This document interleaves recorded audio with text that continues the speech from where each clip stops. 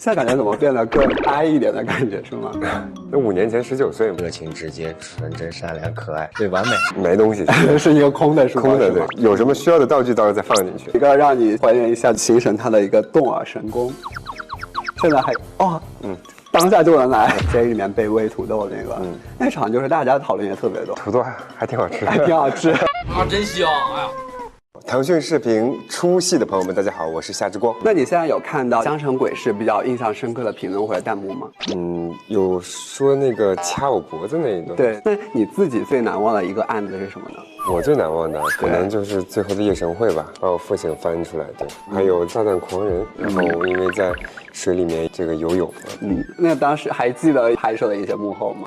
那时候是个夜里，然后正好是转秋的时候，天挺凉的啊，然后我的腿当时正好受伤，缝了针，在里面还泡那个泡水还得对泡浓了都。哦妈呀，这么那个。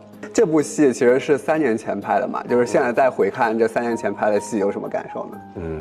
就是感觉时间真的过得很快，然后回想到那个时候，其实经历了很多事情，包括自己在性格上的成长啊。上一次见其实是5年前，现在感觉怎么变得更哀一点的感觉是吗？那5年前19岁，热情直接、纯真善良、可爱，对，完美，很完美。那时候我感觉就那次采访，我记得你特别的那个活跃，那就。5年嘛，那肯定每个人都会有变化，更何况是处于一个青春期的一个少年，肯定变化比较大。对，那你觉得你这几年来变化最大是什么呢？做事情会三思，会控制自己的情绪，然后会减少不必要的欲望。不必要的欲望你会有，比如说拒绝掉很多无用和频繁的社交，更专注自己。其实对，其实更专注自己。我觉得长大就是更专注自己吧。真的是长大了的感觉。那现在再回看当时的表演，会有觉得生涩或者遗憾的地方吗？当然有很多。其实，我认为其实《江城鬼事》是一个非常棒的剧本。然后在我当时的其实，在呈现角色上面的时候，我认为有一些地方可能处理的没有那么的恰当。以前可能情绪特别的澎湃，但现在可能会控制情绪。但其实也是很有热情，当时。对对对，那肯定，那毕竟是自己走过的路，我觉得还是值得去回忆和翻看的。只有看到你才能够去进步。我看了，就是因为我们当时也征集了一些你的粉丝的提问，我看到有一条评论还挺印象深刻，他说其实看那部剧能感受到你在这部剧里面的一个演技的成长。我这个人可能接受力比较强，从小学舞蹈，所以在演着的时候，可能自己的惯性就会稍微顺一些了。就是你觉得你自己会最喜欢秦火乐这个角色什么特点呢？在上次直播的时候说过，我认为他很幸运，虽然说母亲从小不在了，但是我认为他没有受到这个事情的影响，他还是依旧的乐观向上。这世上没有什么案子能难倒我。加上他的父亲又是江州名流，然后又是出国留学，喜欢推理，到父亲可能真的是入狱，那自己应该如何的去选择自己的人生，或者想要怎么样的生活？我觉得这是他自己需要思考的。但是也很打动的，其实就是他身上的那份火。自我介绍一下，我叫火乐，刚刚疗养回来。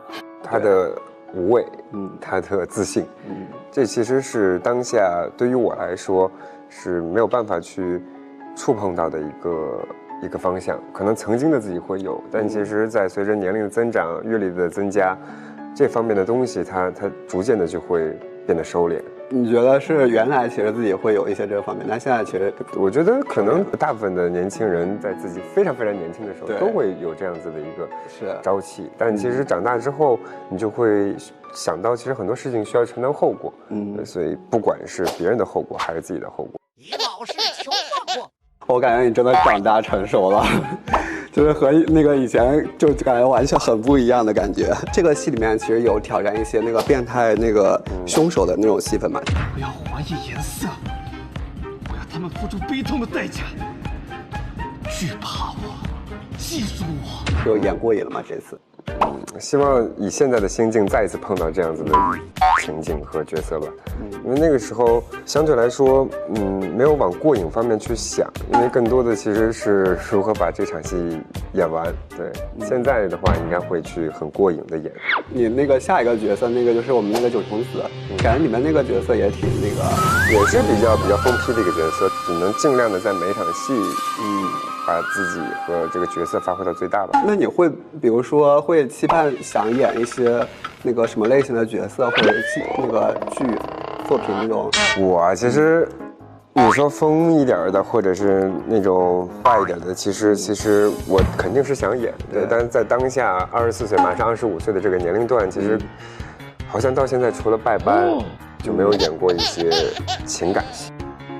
所以其实希望在这个年龄段还是留下一些美好的内容，适合这个年龄段的一个内容。对，然后对，因为可能演员都想往极致的方向或者是落地的角色去贴，但是有一点很重要的是，更应该在适合的年龄做适合的事情。那剧中其实有很多这种哭戏啊、打戏啊什么的，就被打戏应该是，对，就是那拍这些戏份的时候，有没有哪些比较对你来说挑战的地方？那还好，打戏对于我来说都还好，没有什么太难。我记得还有一场戏，就是监狱里面被喂土豆那个，那场就是大家讨论也特别多，就是那场戏当时拍摄的感觉怎么样？土豆还挺好吃，还挺好吃。也就想的是自己一直在去构思自己被噎着的时候的一种感受吧。啊，真香！哎呀，所以现在其实是不是在表演这块，其实自己也做了一些努力的功课去学习？那不然做演员干什么？那我觉得你要是干一行，还是要努力的认真对待，否则就别干。大家说火乐出场总会背着小书包，小书包里面都有什么呢？没东西，是一个空的书包，空的对，空的对啊，所以然后有什么需要的道具，到时候再放进去。就是大家都对火乐士书包素有什么想说的？这是宣传宣传工作人员提出的这个 emoji，我一开始也没有想到，看审片的时候就觉得这个小书包很可爱，很可爱，很适合活动的时候，我说行，那就用这个。大家还有一个让你还原一下秦神他的一个动耳神功，现在还当下就能来。完事了。所以当时是这个有特意练过吗？还是之前就不是？是在某一次好像是打哈欠还是在做什么表情的时候，发现自己的耳朵能动一点，后来就慢慢的尝试它，然后就练习它，然后就发现可以动。一个特异功能出来了。夏之光那个一个 I 人是如何把秦火的这样一个E人演得这么的生动的？因为那时候也不爱。那演员就是要具备把自己能量填充到这个角色里面，然后把自己平时可能只有1%的一面拉到最大，无尽的去贴近那个角色，然后再用你的方式去让那个角色呈现出来。那现在会变得稍微比以前挨了很多，是吗？不是挨了很多吧，我是认为，毕竟你是做艺人，那你说实话，在做艺术创作的这类人，其实是相对非常敏感。说不好听的就是表演型人格，你一定会想着去，可能想让大家都看到你或者关注你。但是现在我认为，那又怎么样呢？没有什么太大的意义。对，可能更多的是把重心放在自己身上，然后自己去多观察自己。其实自己最重视自己的时候，才是最好的时候。当你更爱你自己的时候，才会有更多人来爱你。第一遍看这个悬疑剧本的时候，会是一个怎样的思路？一定会有带入到这个观众的视角，因为本身自己也是个观众去接触这个本子，然后一定也是会想去推理，但更多的其实会去看角色的人物弧光，每一个剧情的包袱啊，每个案件的这个钩有没有搭上。Nice。